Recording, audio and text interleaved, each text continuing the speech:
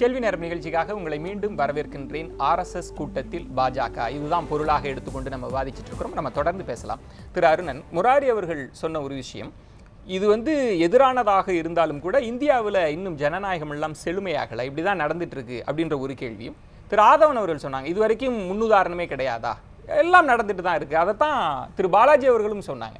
சோனியா அம்மையாரோடு இவங்க ஆலோசனைகள் பெற்றாங்க, இயக்குனாங்க, இது ஒன்றும் புதிது இல்லையே.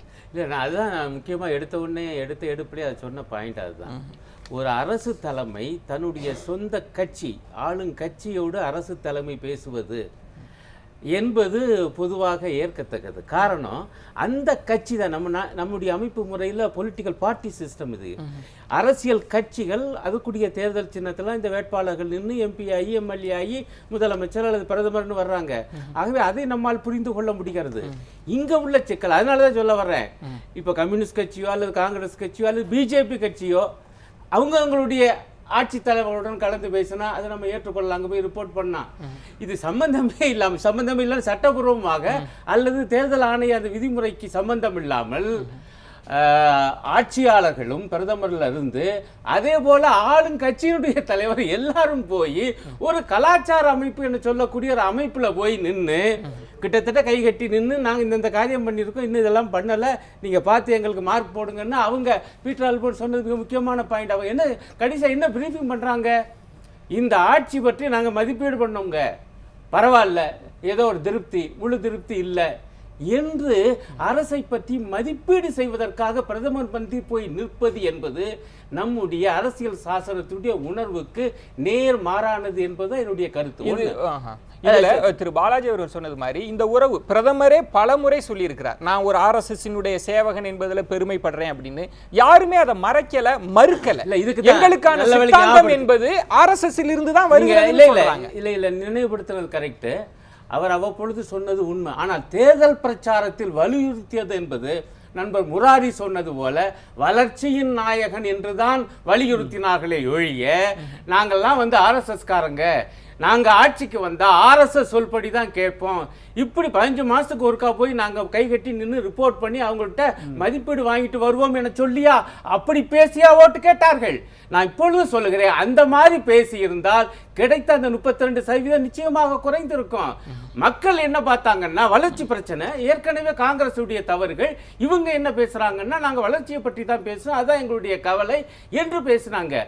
ஆக அந்த அடிப்படையில் தான் ஒரு கணிசமானவர்கள் வாக்களித்திருக்கார்கள், எல்லாரும் சொல்லலை, எல்லாருமே அந்த பாணி தான். இப்போ இவர் கேட்கறதுல ஒரு கேள்வி அர்த்தம் தான், நம்முடைய பாலாஜி கேட்கறதுல என்னங்க ஒருத்தருக்குமே தெரியாதா நாங்கள் RSS காரங்க தான் ஒரு பகுதியினருக்கு தெரிஞ்சிருக்கோம், ஆனால் வாக்களித்த அனைவருக்கும் தெரிந்திருக்காது. அந்த மாதிரி நீங்க போஸ்ட் பண்ணல அந்த பிரச்சாரத்தையே. ஆகவே நம்ம என்ன கேட்கிறோம் என்றால், இது மக்களை ஏமாற்றுவது போல. பிரச்சாரத்துக்கு போகும்போது வளர்ச்சி நாயகன், ஆனால் ஆட்சிக்கு வந்த பிறகு RSS உடைய பினாமி போல அல்லது வேலையால் போல நாங்கள் இருப்போம் என்று போய் ரிப்போர்ட் பண்ணுவது என்பது அரசியல் சாசன நெறிமுறைக்கு அதனுடைய உணர்வுக்கும் முரணானதுதான் என்பது என்னுடைய கருத்து. திரு பீட்டர் அல்போன்ஸ், 2 முக்கியமான பகுதிகள் விவாதத்திற்கு எடுத்துக்கொள்ள வேண்டும் என்று நான் நினைக்கிறேன். வளர்ச்சியை சொல்லிதான் பாஜக வந்தது அப்படின்னு சொல்லுகிற போது, RSS கூட இந்த எவாலுவேஷன் ப்ராசஸில் வளர்ச்சி பற்றி தான் அவங்களும் யாட்ஸ்டிக்காக வச்சுருக்கிறாங்க. அவங்க ராமர் கோயில் விஷயங்கள் எல்லாம் பின்னுக்கு தள்ளிட்டு நிலம் கையகப்படுத்தக்கூடிய மசோதா, வளர்ச்சி சார்ந்து தான் ஒரு மதிப்பீடு நடைபெற்று இருக்கிறது. ஒன்று, நீங்கள் கட்டளை இடுகிறார்கள் அப்படிலாம் இல்லை, அவங்க ரொம்ப அழகாக சொல்கிறாங்க, நோ டிக்டேஷன், ஒன்லி டிவோஷன் அப்படின்னு தான் சொல்லியிருக்கிறாங்க. இதை நீங்கள் அப்படி பார்க்க முடியாதா திரு பீட்டர் அல்போன்ஸ்? அதாவது எனக்கு ஒரு சின்ன கருத்து, நம்ம முராரி ரொம்ப சிம்பிளா அதை இந்த meeting between the government and RSS அவர் காங்கிரஸ் கட்சியை சார்ந்த அமைச்சர்கள் காங்கிரஸ் கட்சியை பார்ப்பது போலவும், கம்யூனிஸ்ட் கட்சியை சார்ந்த அமைச்சர்கள் கம்யூனிஸ்ட் கட்சியினுடைய செயற்குழுவிலே பொதுக்குழுவிலே கலந்து கொள்வதை போல ரொம்ப சிம்பிளா சொல்றது எனக்கு புரிந்து கொள்ள முடியல. அவரை போல ஒரு வெல் இன்ஃபார்ம்டு ஜேர்னலிஸ்ட். நான் கேட்கிறேன், இந்த நாட்டு மக்களுக்கு இந்த அரசாங்கத்தை நடத்துவது யார்? அதாவது பாராளுமன்றத்திற்கே பதில் சொல்ல தயாராக இல்லாத அல்லது விரும்பாத ஒரு பிரதமரை 2 மணி நேரம் கூப்பிட்டு உட்கார வைத்து ஒரு மாணவனை போல தங்களுக்கு முன்னால் உட்கார வைத்துக் கொண்டு கேள்வி கேட்கக்கூடிய இந்த அதிகாரம் பெற்ற அமைப்புக்கு பின்னாலே யார் இருக்கிறார்கள் என்கிற கேள்வி இந்த நாட்டு மக்களுக்கு தெரியணும் அல்லவா? இப்பொழுது காங்கிரஸ் கட்சி இருக்கிறது, காங்கிரஸ் கட்சியினுடைய செயற்குழுவிலே யார் இருக்கிறார் என்று எல்லோருக்கும் தெரியும். அதிலே பெண்கள் இருக்கிறார்கள், தாழ்த்தப்பட்டவர்கள் இருக்கிறார்கள், மலைவாழ் மக்கள் இருக்கிறார்கள், பிற்படுத்தப்பட்டவர்கள் இருக்கிறார்கள். அதை போல கம்யூனிஸ்ட் கட்சியிலே பொலிட் பீரோவில் யார் இருக்கிறார்கள் என்று தெரியும். ஆனால் நான் என்ன கேட்கிறேன் என்று சொன்னால், இந்த RSS இயக்கத்திலே யார் இருக்கிறார்கள், அவர்களுடைய இருக்கின்ற பிரதிகளுடைய பின்னணி என்ன, அவருடைய உறுப்பினர்களாக வருவதற்கு என்ன தகுதி, பதவிகளை பெற்றுக் கொள்வதற்கு என்ன தகுதி, அவர்களுடைய சித்தாந்தம் என்ன, அவருடைய வழிகாட்டு முறை என்ன என்பதை பற்றியெல்லாம் யாருக்கும் தெரியாத அளவில் இப்பொழுது கம்யூனிஸ்ட் கட்சியோ காங்கிரஸ் கட்சியோ பாஜகவோ தங்கள் கொள்கைகளை தேர்தல் அறிக்கை மூலமாக வெளியிடுகிறோம்.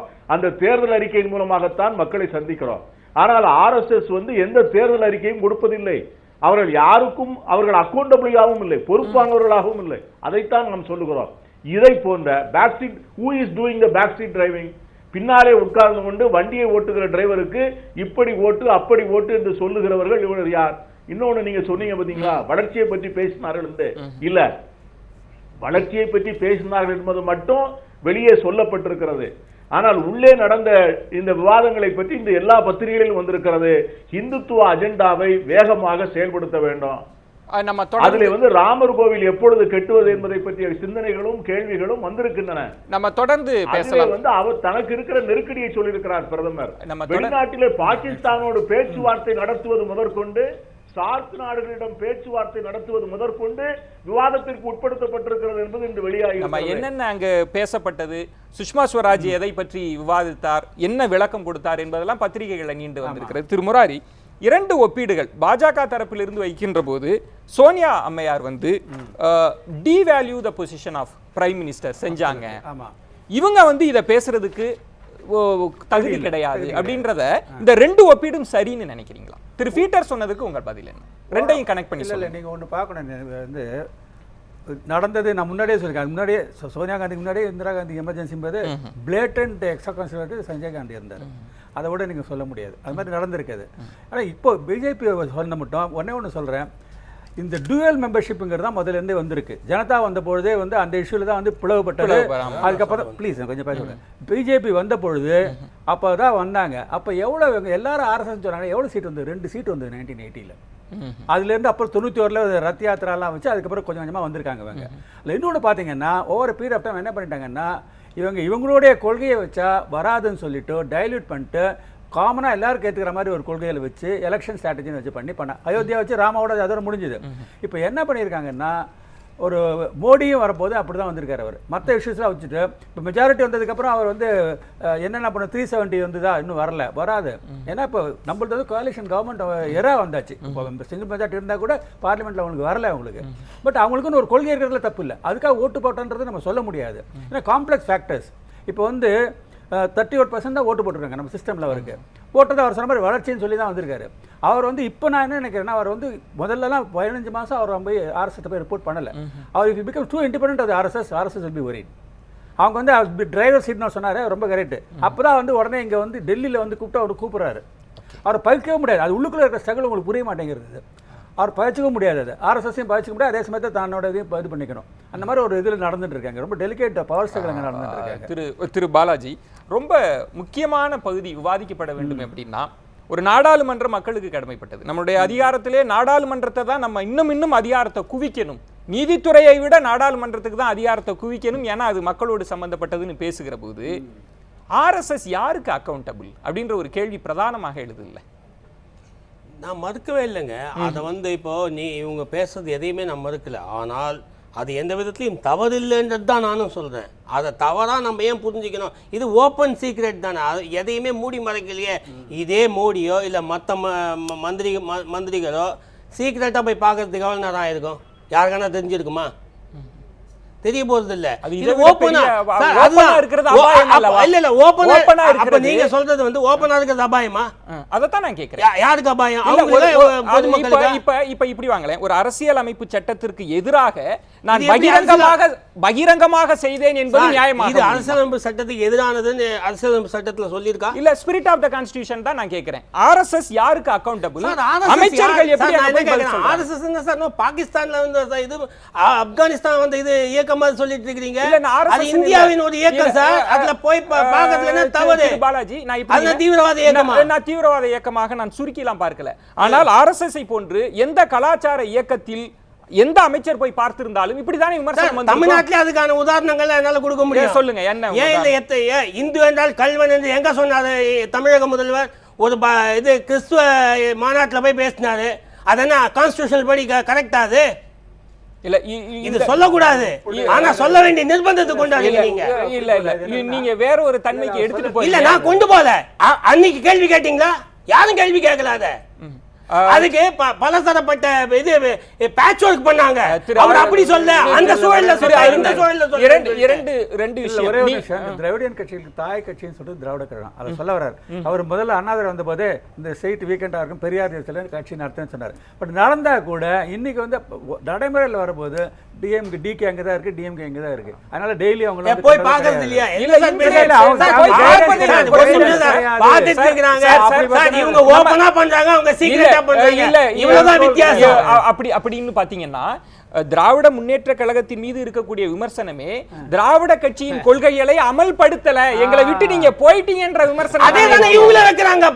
இப்ப நீங்க இதே இதுதான் அவங்க வைக்கிறாங்க. நீங்க சொன்னீங்க இல்லையா, ஆர்எஸ்எஸ் உடைய சித்தாந்தமோ சங்கோட சித்தாந்தமோ ராமர் கோயில் கட்டணும், கட்டலையே, இவங்களும் கட்டலையே, அதை விட்டு இவங்க வெளியே தானே போயிருக்கிறாங்க. சந்தோஷப்படுங்க. ஆர்டிகல் 370 இவங்க கொண்டு வரல, சந்தோஷப்படுங்க. நாட்டு மக்களுக்கு நல்லது தானே, சந்தோஷப்படுங்க. அந்த சந்தோஷத்துல நான் இருக்கேன் சார். தொடர்ந்து பேசலாம். வந்து இந்த சந்திப்பு ஏன் சர்ச்சையாக மாறி இருக்கிறது, எங்கே பிழை இருப்பதாக பார்க்கப்படுகிறது, எது சரியானது, இது பற்றியெல்லாம் பேசலாம். ஒரு சிறிய விளம்பர இடைவேளைக்கு பிறகு பொறுத்திருங்கள்.